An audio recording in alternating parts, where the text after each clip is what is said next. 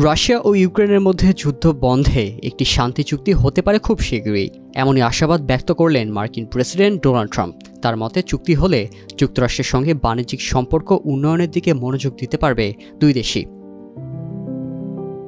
রুশ সংবাদ মাধ্যম আরটি জানায়, কিছুদিন আগেও প্রেসিডেন্ট ট্রাম্প হুঁশিয়ারি দিয়েছিলেন যদি দ্রুত কোনো সমাধানে না পৌঁছানো যায় তাহলে যুক্তরাষ্ট্র তাদের মধ্যস্থতা কার্যক্রম থেকে সরে আসতে পারে। এই মন্তব্যের অনুরূপ বার্তা দিয়েছিলেন মার্কিন পররাষ্ট্রমন্ত্রী মার্কো রুবিও। তবে সাম্প্রতিক মন্তব্যে ট্রাম্প সেই আগের অবস্থান থেকে কিছুটা নরম অবস্থানে ফিরে এসেছেন। 21 এপ্রিল যুক্তরাষ্ট্রের সময় অনুযায়ী ট্রাম্প তার মালিকানাধীন সামাজিক মাধ্যম ট্রুথ সোশ্যালে লেখেন, রাশিয়া এবং ইউক্রেন এই সপ্তাহে একটি চুক্তিতে পৌঁছাবে। এরপর উভয় দেশই যুক্তরাষ্ট্রের সঙ্গে বড় পরিসরের বাণিজ্যে অংশ নিতে পারবে। যুক্তরাষ্ট্র এখন সমৃদ্ধির পথে এবং উভয় পক্ষই এতে উল্লেখযোগ্য লাভবান হবে।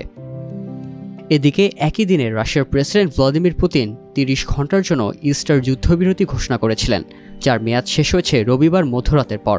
রুশ প্রশাসন ক্রেমলিন জানিয়েছে তারা এই যুদ্ধবিরতির মেয়াদ বাড়ানোর কোনো পরিকল্পনা করছে না।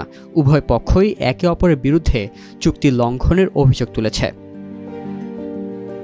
রাশিয়ার প্রতিরক্ষা মন্ত্রণালয় জানিয়েছে এই স্বল্প সময়ের মধ্যে প্রায় 1300 বার যুদ্ধবিরতি লঙ্ঘনের ঘটনা ঘটেছে। এর মধ্যে কামান হামলা এবং ড্রোন আক্রমণও অন্তর্ভুক্ত ছিল।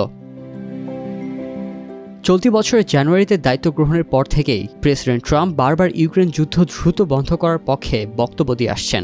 তার প্রশাসনও সেই লক্ষ্যেই কূটনৈতিক উদ্যোগ চালিয়ে যাচ্ছে।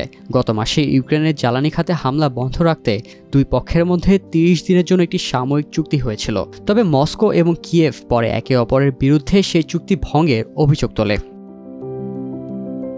মার্কিন সংবাদ মাধ্যম নিউ ইয়র্ক পোস্ট জানিয়েছে, যুক্তরাষ্ট্র আগামী কয়েকদিনের মধ্যেই একটি পূর্ণাঙ্গ ও বিস্তৃত যুদ্ধবিরতির বিষয়ে সিদ্ধান্তে আসতে চায়। গত শুক্রবার প্রকাশিত প্রতিবেদনে এক জ্যেষ্ঠ মার্কিন কর্মকর্তার বরাতে বলা হয়েছে, এই উদ্যোগের মূল লক্ষ্য হল সরাসরি আলোচনার মাধ্যমে মস্কো ও কিয়েভ একটি সম্ভাব্য চুক্তিতে কতটা আন্তরিক তা যাচাই করা।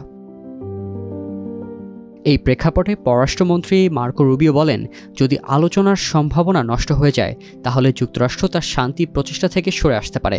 18 এপ্রিল তিনি সাংবাদিকদের বলেন, আমাদের এখনই জানতে হবে এটা আদৌ সম্ভব কিনা। যদি না হয় তাহলে আমরা আর এগোবো না। ট্রাম্পও রুবিওর এই অবস্থানের প্রশংসা করে জানান, যুক্তরাষ্ট্র সংঘাতের সমাপ্তি চায় এবং সমস্যা সমাধানের জন্য এখনও বাস্তব সম্ভাবনা রয়েছে।